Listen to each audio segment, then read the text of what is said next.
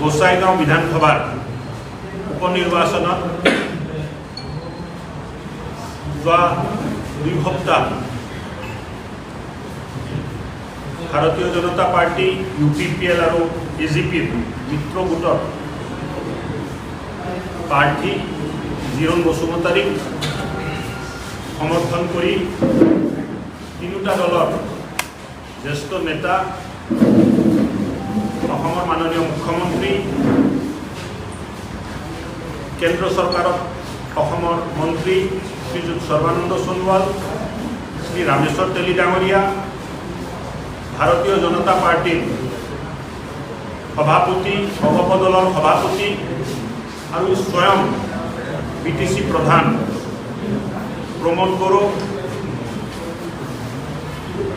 BTCৰ EM, ভাৰতীয় জনতা পাৰ্টিৰ বিধায়ক, আমি সবে মিলি গোসাইগাঁও সমষ্টিত প্ৰচাৰ অভিযান চলালোঁ আৰু আজি যিটো পৰিস্থিতি নিৰ্মাণ হৈছে, ৰাইজে আশীৰ্বাদ কৰাৰ কাৰণে আমি আমাৰ মিত্ৰজোঁটৰ প্ৰাৰ্থী জিৰণ বসুমতাৰী ট্ৰেক্টৰৰ চিম্বলত প্ৰায় 25,000ৰ অধিক ব্যৱধানত জয়লাভ কৰিব, তেনেকুৱা এটা পৰিৱেশ নিৰ্মাণ হৈছে।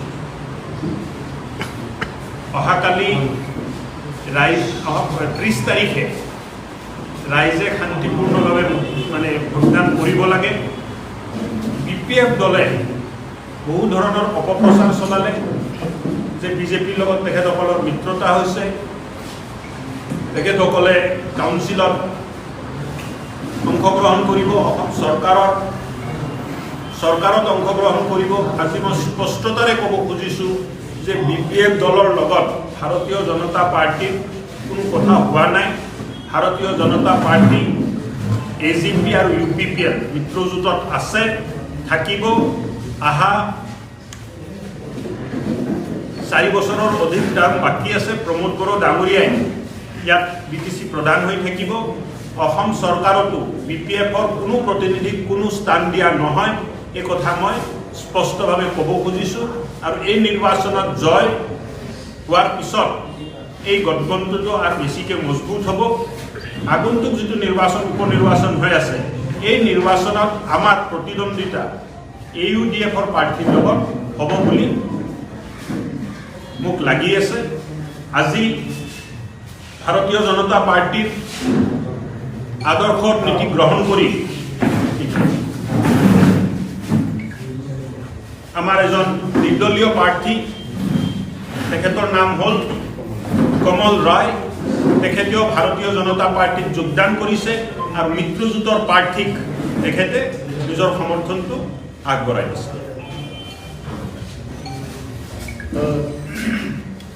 এই উপনিৰ্বাচনত বিশেষভাৱে আমাৰ 3টা সমষ্টি তামোলপুৰ, ভৱানীপুৰ আৰু গোসাইগাঁও যোৱা 2 সপ্তাহ ধৰি প্ৰচাৰ অভিযান চলিছে।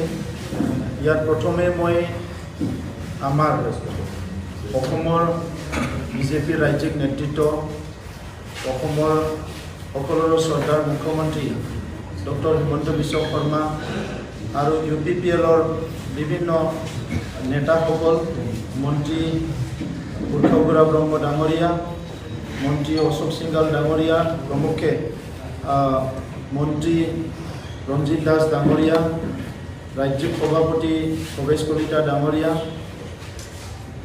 যোৱা 2 সপ্তাহ ধৰি প্ৰচাৰ অভিযান চলাইছে আৰু বিভিন্ন ষ্টেট পৰ্যায়ৰ, জিলা পৰ্যায়ৰ নেতাসকল আহি ইয়াত কাম কৰিছে। মই সকলো যি নেতৃত্ব ইয়াত অশেষ কষ্ট কৰিলে, মই UPPLৰ সভাপতি হৈ ধন্যবাদ জনাইছোঁ আৰু মই ৰাইজকো ধন্যবাদ জনাইছোঁ। যিখিনি সভা সমিতি হৈছে, যি পৰ্যায়ৰ সভা সমিতিয়ে নহওক কিয় স্বতঃস্ফূৰ্তভাৱে ওলাই আহিছে আৰু আমাক সঁহাৰি জনাইছে। যিখিনি সভা হৈ গ'ল, এই সভাত আমি ৰাইজক যিটো যাতায়াত ব্যৱস্থা যিমান লাগে তেনেকৈ কৰিব পৰা নাই যদিও ৰাইজে সবে ওলাই আহিছে আৰু সেইকাৰণে মই ৰাইজক ধন্যবাদ জনাইছোঁ। বিভিন্ন ছাত্ৰ সংগঠন, জাতীয় সংগঠন, ধৰ্মীয় অনুষ্ঠান সকলোৱেও আমাক সঁহাৰি জনাইছে আমাৰ এই নিৰ্বাচন প্ৰচাৰ অভিযানত সহযোগ কৰিছে মই তেখেতসকলকো ধন্যবাদ জনাইছোঁ আৰু বিশেষভাৱে এই নিৰ্বাচনত আমি সকলোৱে উপলব্ধি কৰিব পাৰিছোঁ যে যোৱা কেইবাবছৰ ধৰি আমি সঠিক সিদ্ধান্ত ল'ব নোৱাৰাৰ কাৰণে আমাৰ অঞ্চলটো পিছ পৰি আছে আৰু এই বাই ইলেকশ্যনত এতিয়া বড়ো অসমীয়া বুলি কথা নাই, হিন্দু মুছলিম বুলি কথা নাই, বঙালী আদিবাসী বুলি কথা নাই, সকলো ওলাই আহিছে আৰু এটাই কথা চবে কৈছে যে আমাক উন্নয়ন লাগে, শান্তি লাগে, নিৰাপত্তা লাগে আৰু এতিয়া বিটিআৰত শান্তি আহিছে, নিৰাপত্তা আহিছে আৰু উন্নয়নটো ক্ষিপ্ৰতাৰে হ'বলৈ গৈ আছে। আমি UPPL BJP যিটো চৰকাৰ আছে ইয়াত GSPৰ এজন আমাৰ EM আছে। এই চৰকাৰখনে ভাৰত চৰকাৰৰ যিখিনি আঁচনি আমাৰ অঞ্চলত ৰূপায়ণ হ'ব লাগে এইটো 100% ৰূপায়ণ কৰিম। অসম চৰকাৰৰ যিখিনি ভাল ভাল আঁচনি আমাৰ অঞ্চলত ৰূপায়ণ কৰিব লাগে এইটো 100% ৰূপায়ণ কৰিম আৰু আমাৰ তাত অসম চৰকাৰ ভাৰত চৰকাৰৰ যিবিলাক ধন আহি আছে এই ধনবিলাক যোৱা সময়ত বহুত ছাপ্লাই কৰি কোটি কোটি টকা আত্মসাৎ কৰিলে, কিন্তু আমাৰ চৰকাৰত আমি এই ধনবিলাক লৈ দুখীয়া গৰীব মানুহৰ অৰ্থনীতিৰ উন্নয়নৰ কাৰণে বিভিন্ন শিক্ষাৰ সমস্যা সমাধানৰ কাৰণে ইনফ্ৰাষ্ট্ৰাকচাৰৰ কাৰণে আমি কাম কৰিবলৈ হাতত লৈছোঁ। হেল্থ ছেক্টৰতে হওক, শিক্ষাৰ ছেক্টৰতে হওক এটা আমূল পৰিৱৰ্তন অনাৰ কাৰণে আমি কাম কৰি আছোঁ। আমি এইকেইদিনত 3টা সমষ্টিত ঘূৰি বহুখিনি ৰাস্তা ঘাটৰ সমস্যা পাইছোঁ, গৰাখহনীয়া সমস্যা পাইছোঁ, হায়াৰ ছেকেণ্ডাৰী কলেজ লাগে তেনেকুৱা দাবীবিলাক আমি পাইছোঁ, সাব চেণ্টাৰবিলাক লাগে তেনেকুৱা দাবীবিলাক পাইছোঁ আৰু মুখ্যমন্ত্ৰী ডাঙৰীয়াই নিজে আহি গোসাইগাঁওটোৰ যিটো পশ্চিম প্ৰান্তৰ শেষ যিটো আমাৰ সমষ্টি ইয়াত দেখিবলৈ পাইছে আৰু তেখেতে স্পষ্ট ভাষাৰে কৈ গৈছে অহা 2 বছৰত এই সমস্যাবিলাক স্থায়ী সমাধান কৰিব আৰু সেইকাৰণে মই আজি সকলোকে ধন্যবাদ জনাইছোঁ আৰু পুনৰ সকলোকে আহ্বান কৰিছোঁ যে যিহেতু এটা অসমত উন্নয়নৰ এটা ভাল পৰিৱেশ গঢ়ি উঠিছে, সকলো সমস্যা সমাধানৰ কাৰণে নতুন চৰকাৰে কাম হাতত লৈছে।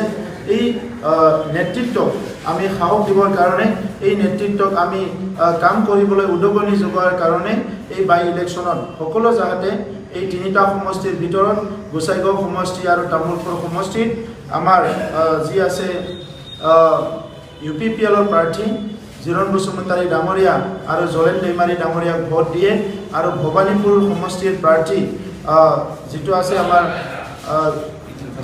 ফণীধৰ তালুকদাৰ ডাঙৰীয়াক পদমফুলৰ ছবিত ভোট দিয়ে।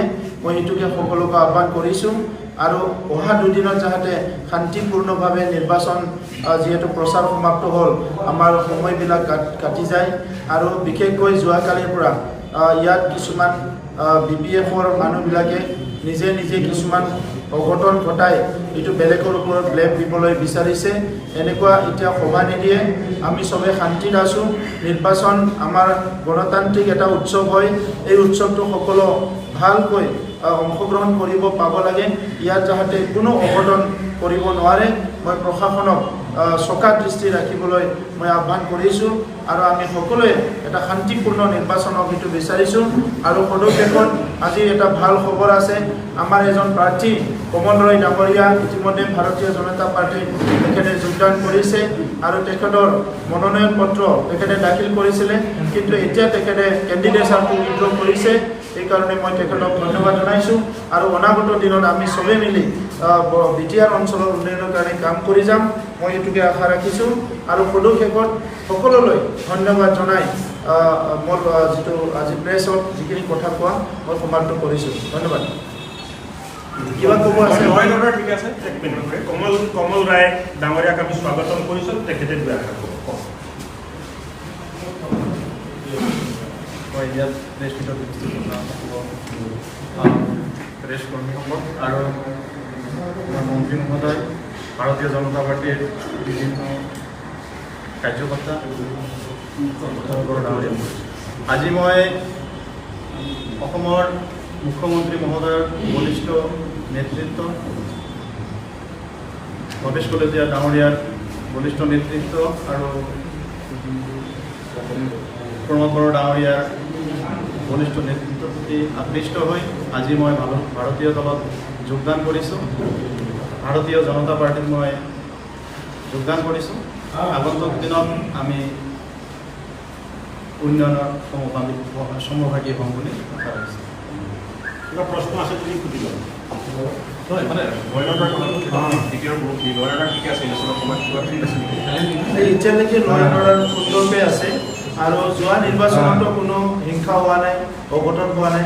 এই নিৰ্বাচনতো আৰম্ভণিৰ পৰাই ইমান ধুনীয়াকৈ প্ৰচাৰ অভিযান চলি আছে, আলোচনা বিলোচনা ৰাইজে কৰি আছে। কিন্তু যোৱাকালিৰ পৰা হঠাৎ এটা দুটা সৰু সৰু ঘটনা হোৱা আমাৰ চকুত দেখিবলৈ পাইছোঁ। কিন্তু আমাৰ বিজেপি বা UPPL অসম গণ পৰিষদ আমাৰ তৰফৰ পৰা আমাৰ কৰ্মীসকল নেতাসকল খুব আচৰিত হৈছোঁ যে ইমান শান্তিপূৰ্ণ নিৰ্বাচনৰ সময়ত এজন দুজন BPF কৰ্মীবিলাকে কিবা এটা ঘটনা কৰি তেখেতসকলে আনক ব্লেম দিব বিচাৰিছে। তেনেকুৱা কৰিবলৈ নাপায় আৰু সেইকাৰণে মই কৈছোঁ যে এই 2 দিনত আৰু নিৰ্বাচনৰ দিনা কোনো যাতে তেনেকুৱা অঘটন নহয়, আমি সকলক শান্তিপূৰ্ণ নিৰ্বাচন হোৱাটো বিচাৰোঁ। ইয়াৰ প্ৰশাসনক চোকা দৃষ্টি ৰাখিবলৈ অনুৰোধ কৰিছোঁ। Thank you. बाक्सा जिल्लानि सिङाव थानाय बासबारि रेन्ज बेकि जंगल उड्स रिजर्ट मानास नेशनेल पार्क बे समायना रिजर्टआव नोंथांमोना बर'नि ट्रेडिशनेल फुड्स गोथाव अमा बेदर सावनाय, एवनाय लकेल दाउ बेदर, बोरमा बेदर बायदि बायदिफोरखौ मोनजानायजों लोगोसे बाहेरायाव थानो थाखाय टेन्टनि सुबिदा दङ।